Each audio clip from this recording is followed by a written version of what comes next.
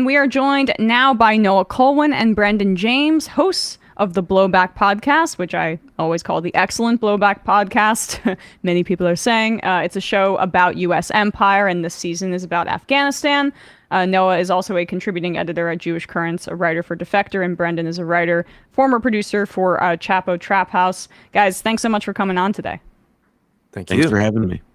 Yeah. So listen to part of the first episode. I've listened to the 3 previous seasons before. Couldn't recommend it more highly. We actually I wanted to read this before we got started because someone wrote in anticipation, professional dumpster fire. I started listening to Blowback because of the recommendation on the show, and holy cow, it's an amazing podcast. Great to listen to as I moved into my new place. And my dad has been asking about it and how he can listen to it on his phone. So like, you know, potentially getting boomers on board the like maybe U.S. empire isn't the best thing train, which is always helpful. But yeah, let's start with the most devastating part of the first episode. That the title card from Rambo 3 that I've long believed says that the movie was dedicated to the brave Mujahideen fighters is a misnomer. Is that the case? Unfortunately, yes, it is. That was the bombshell that we discovered early on, which set the tone for the rest of the season. It is someone just did a really ace's job in Photoshop, and it went viral. I don't know how many years ago, but yeah, there's no home video or like copy that has ever had that postscript. So, but as a friend of ours said, you don't need that movie to have a postscript that says this film is dedicated to the brave Mujahideen. It makes that very clear throughout the entire film, as did many Hollywood products at the time, which is a kind of an aspect of the season that we go into a bit. Right. And I mean, I think that's why it rings so true, right? The sentiment is because there are, many people have a general understanding that the U.S. funded the Mujahideen in the past, and they may have even heard the term Operation Cyclone before. So, Noah, I'll ask you an overview. What was that? What happened during that period of history that, the CIA and the United States was pouring money into these groups in Afghanistan, and how did it start? Sure. So in the 1970s, we began supporting and putting resources behind the people who would become in the future the Mujahideen. And in the late 1970s, within Afghanistan, not anything really that the Soviet Union was doing, a communist party in response to, sort of an ailing, despot who had been kind of like a developmentalist leader, they take over, and there's a great amount of intrigue, to put it mildly. But I do think that the sort of central point is that the U.S. was involved and we had an interest there before. But once the Afghan Communist Party took over, it was very unstable. And the Soviets, I'll let Brendan explain the nuances of what comes next there, because I think it perhaps matters a little bit more. But, well before we even get into sort of ramping up the aid, but we had sort of viewed Afghanistan in the 1970s as a potential Cold War battleground after it had been kind of in the background for the decades past. It hadn't mattered that much. But then Communist Party takes over, and, all sorts of opportunities present themselves in the chaotic year of 1979.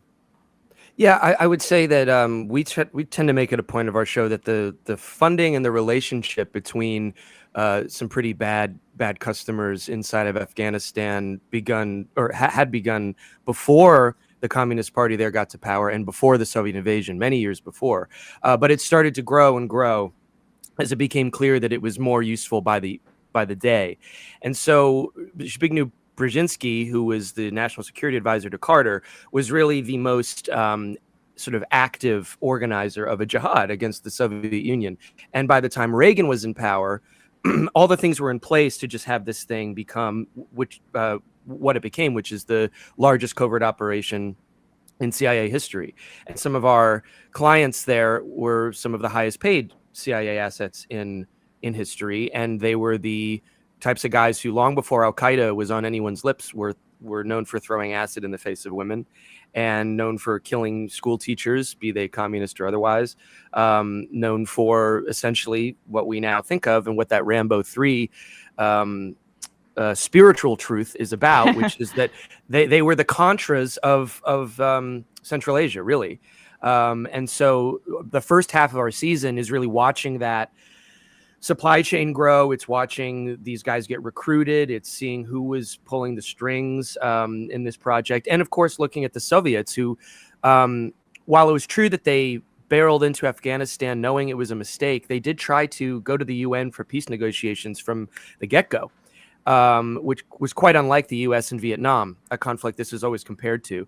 And so we also try to look at, there may be some lessons about what happens when a superpower is bleeding another one, and what happens when they try to stop peace negotiations from their desperate enemy, or just stop them altogether until their friends don't sue for peace, keep this going, because that's very much what was happening at this time as well. So that's the first half of the season before we even get to the U.S. occupation. And right. Invasion.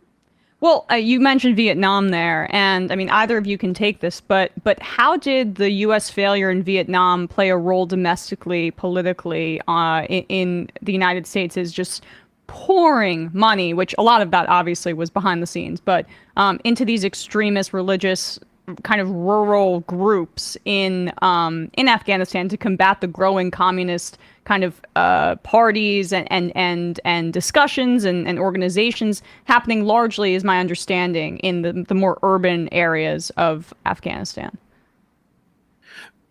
Yeah, so the Vietnam comparison is one that the American government and the people who carried out this operation made themselves, and sort of they viewed this as the kind of natural response. Like we had suffered a Vietnam, like this country that we bombed into oblivion halfway across the world. We were the victims there, of course, but and then after that war, there was, for a lot of the people who had suffered it, there was the desire to inflict something similar in the Soviet Union. And that's not to say that that's the reason all this happened or anything like that. Just that it's what, when you look at what these people are saying about why they're doing what they're doing, it's something that weighs very heavily on them. And, something that has only sort of occurred to me in like recent weeks is, that John Milius, who wrote Red Dawn, which is spiritually about Afghanistan. Like it's about what if we made the Americans the Mujahideen. And Milius is also the guy who wrote Apocalypse Now with, with Coppola.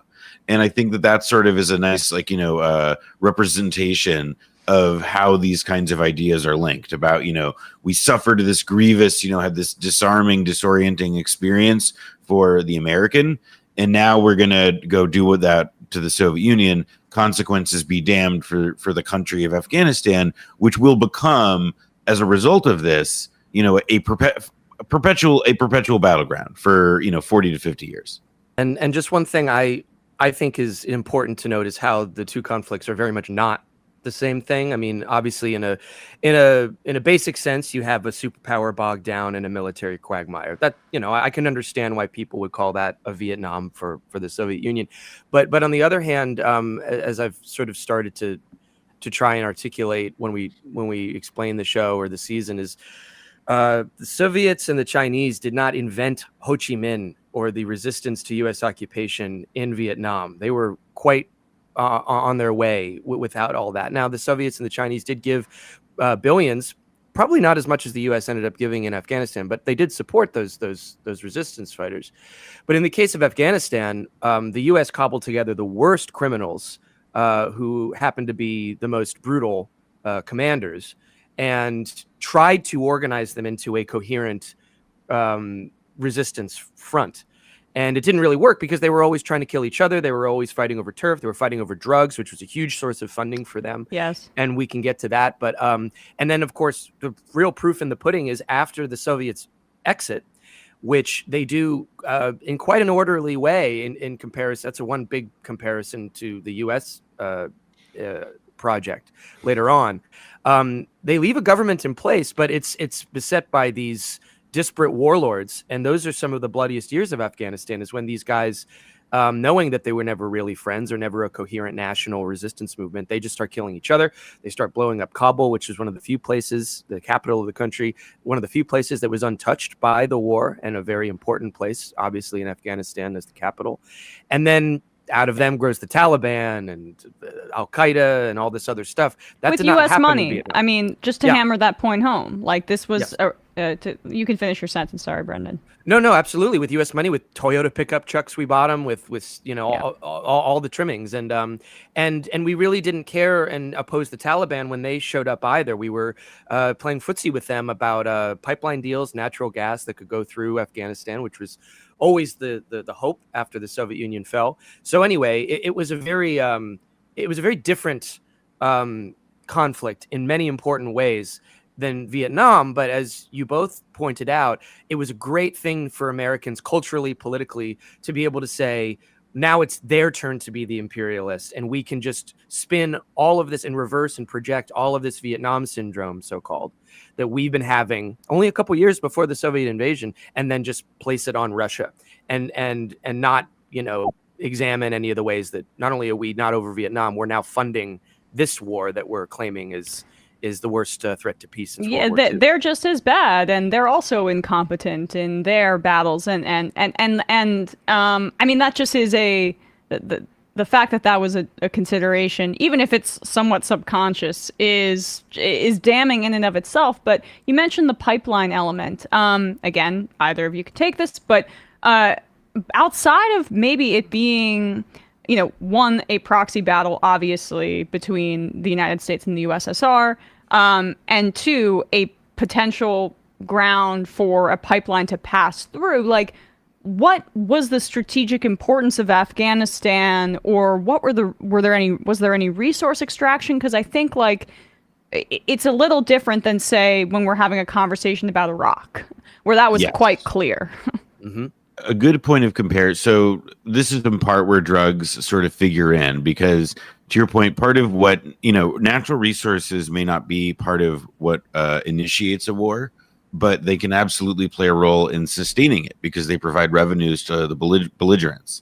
And the role, like the natural resource in Afghanistan, because as you point out in your question, or as you're sort of alluding to in your question, Emma, there weren't really many developed industries in the country. There was not the existing agricultural infrastructure in the country had been demolished by the war over the course of the war. So it meant that the only really remaining kind of resource that was left to exploit, and exploit it they did, was opium, which, people can read about how, poppies are easy to grow and very durable. And Afghanistan is right next to Pakistan. And another way to understand this conflict is, then to think about, well, then hold on. If the only thing that they have is the drug money and stuff, and that arose as a consequence primarily of the wars, which is true, then, what is the value there? And that's hard for Americans to see naturally because we don't live there. But for the countries that are all like there, for instance, Russia and the Soviet Union, which are next door, what happens in Afghanistan is important in the way that, what happens in Mexico or Canada is important to Americans. And for the case of Pakistan, especially, I think their influence and their role here explains a lot as well. Because, for example, the opium industry and the, some of the basis for the rise of the Taliban, for instance, were, Pakistani shipping mafia or magnates, if you like. And there's a, real, I think, kind of, those are the sorts of commercial relationships that are the really influential ones, for example, are, I think, in determining the kinds of politics that you're talking about. But it has to be more submerged. So, I mean, the fact that like the heroin industry was a driving factor here, like, I guess my question is how can that be subtextual when it seems so clear? And then also it's a black market drug, obviously. So, like, what is the direct benefit for capitalists in the United States? Well, the really amazing thing that tends to happen to make everything look a little too simple sometimes is that right as we sort of walked away from Southeast Asia as the center of the Cold War, in which the CIA, this is a well-known phenomenon, a lot of great books on it. They created the Golden Triangle, the heroin trade in Southeast Asia as a means of funding for all kinds of things, not least the Cold War shenanigans that were always going on. And we simply took that model and brought it into Afghanistan, which of course had the poppies to serve as another drug outpost that would provide illicit funds. And what capitalists got out of it, in a sense, was, there's always this political or geopolitical thing going on, and then there's a direct graft or, economic carrot and stick that wars, of course, represent. And it was just one of those more kind of sleazy underbelly aspects. I obviously, no big American company was looking for the next heroin contract in the same way that Exxon was looking for the next, contract coming out of Baghdad. But loads of Western officials were paid off throughout the years with heroin money. And I would put it like this as well, that, in Afghanistan, we see the intersection of both the war on terror, of course, but also the war on drugs. And neither war, so-called, is really about abolishing terror, per se, or abolishing drugs, per se, be it over there or over here. It's about market share. It's about getting rid of people who are not in our club who deal drugs and making space for the people who are in the club who deal drugs. And plenty of our clients, the warlords who came out of the Mujahideen, some of them ended up in the Taliban, some of them ended up on our side in the Karzai government. They were protected. They were kingpins all over the government in Afghanistan that we thought were good guys and deserved their share of the heroin trade, and who were also terrorists and deserved their share of the terrorism racket as well. So you're right. It is a much more. It's not nearly as sort of surface level evil as the war for oil or whatever that happened in Iraq. But Afghanistan was always kind of a means to an end for the British and for the Americans. For the Soviets, it was a government over their border that they thought was cracking up, and quite erroneously thought they could prop up.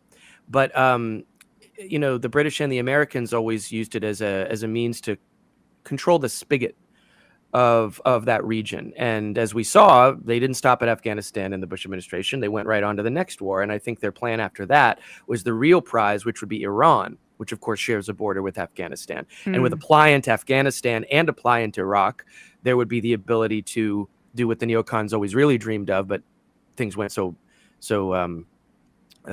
poorly that they didn't get to do it, which was really control Iran eventually.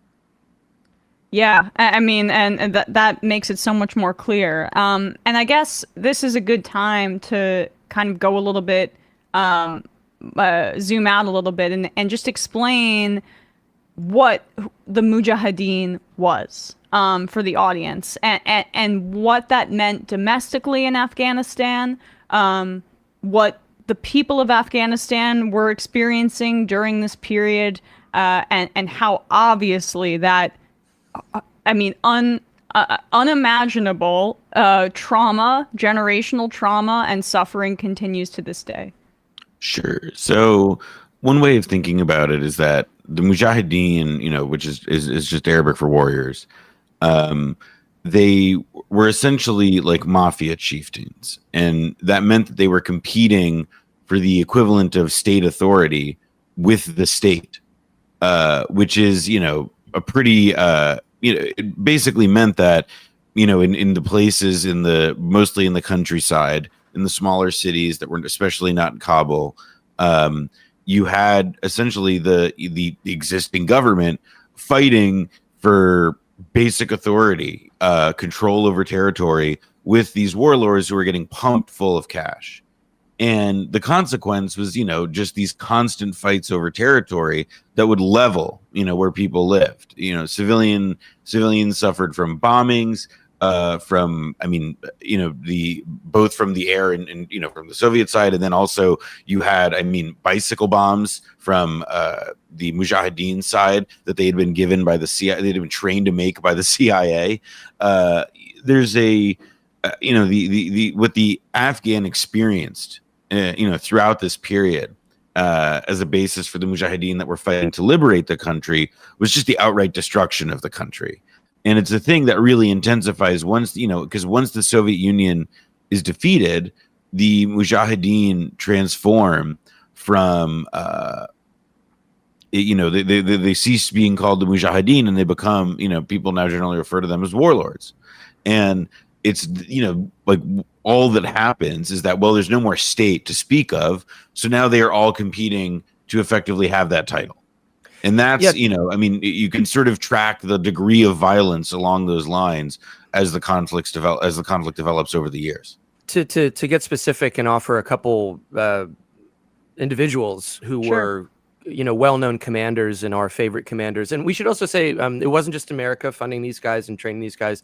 It was really a State Department. I don't know if it was a CIA or State Department cable or memo. It calls it an axis, which is, you may not be on the right side of something if you're calling your own team the Axis, but it was America, Saudi Arabia, Pakistan, the Chinese communists actually at the time, because at that point they had made nice with the U.S. and were now considered the Soviets the bigger enemy, and other participants, Israel, South Africa, sometimes.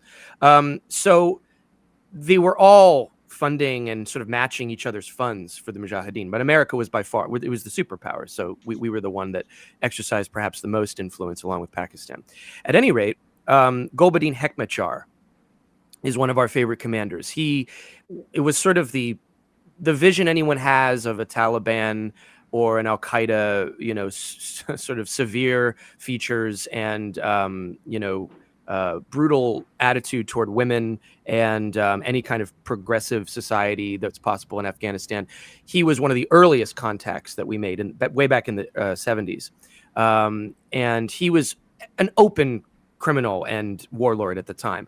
More sort of a smooth criminal was this guy named Ahmed Shah Massoud, who was sort of built up in the West as the kind of religious Democrat or sort of like progressive fighter, who, if you read the actual CIA guys' accounts, his guys ran as many drugs and executed their strategy with as much sexual violence against their opponents as any other commander in the Mujahideen. Really, really blood-curdling stuff. But you kind of it was like a good cop, bad cop thing.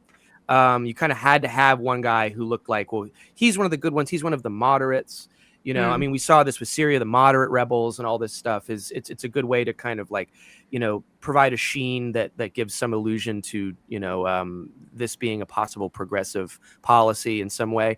And there were other guys who were kind of just, hucksters, who were, I kind of like respect how they just took what they could from the U.S. trough and said, look, they're sending us, free guns and money. Let's just say we're holy warriors, when in fact they were, as Noah said, mafia dons. And so there's a lot of colorful characters, but guys you would not want controlling the eastern part of your country or the western part of your country or whatever, once there's no law and no state anymore. And that's precisely what happened after the Soviets left. And I feel like everyone should subscribe to Blowback, so and people are more familiar with the recent history, right? So we don't.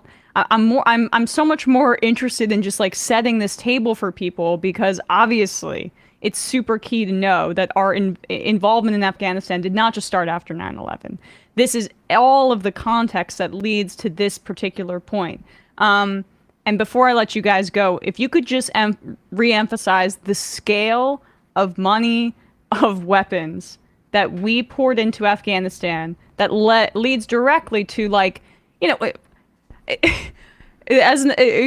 shouldn't have left Afghanistan to save the women, to teach them how to read, is what they said to us when Biden withdrew, which was a very good thing that Biden did.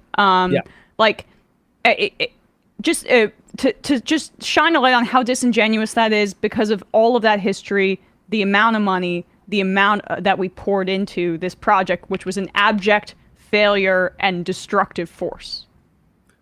Yeah, I would say that the hypocrisy, of course, about the women's rights. I mean, we're already letting money slide to the Taliban again. We've frozen bank assets, of course, but that goes back as a canard, because when the communist government, for whatever their other flaws in their political practice, they were trying like hell to build schools and to educate women, and we, more than any other force, made sure that would never become a nationwide reality in Afghanistan.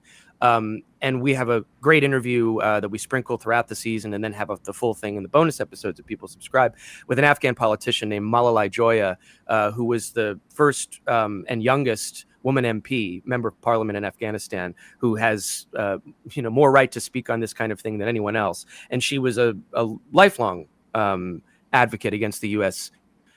Presence in Afghanistan. But the scale of Operation Cyclone, forget what comes later. I mean, it was upwards of 10 to 12 billion, which at the time was, again, not only the largest CIA operation in history, but a lot of money. And also probably the tip of the iceberg. The nature of covert operations, it should be stressed, is that like you don't ever really know fully about what's below the surface, especially ones that were as tightly held as this was for as many years. Billions upon billions of dollars that went to everything, not just guns, but school books for children that taught kids how to basically read and write and count in jihadist terminology that we printed in the out of the University of Nebraska, which when the Taliban took over, they happily used. It wasn't just guns and trucks and stuff. It was everything, like every part of their country we tried to shape toward a jihad.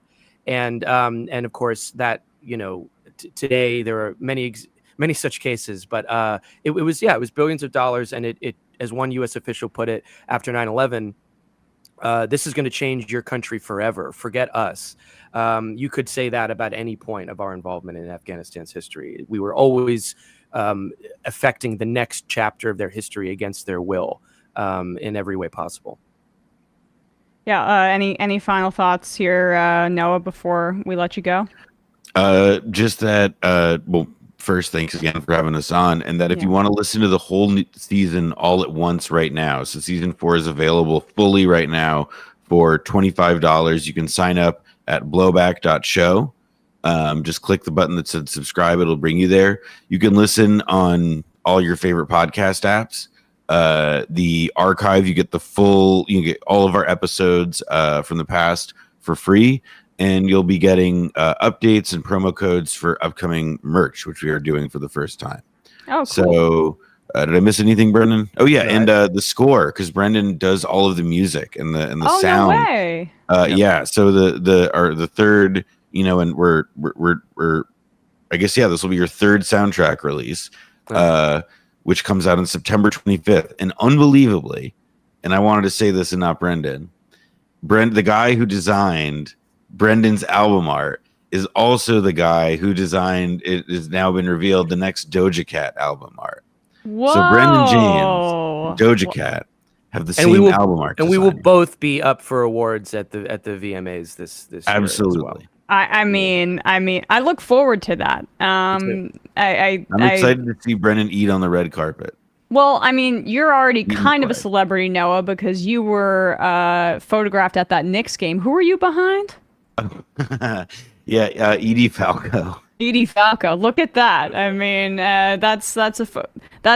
and you're in Jersey, so like that is a full circle photo op. Gotta say. I said, hey, I'm from Montclair, and she was like, oh, I've heard of it.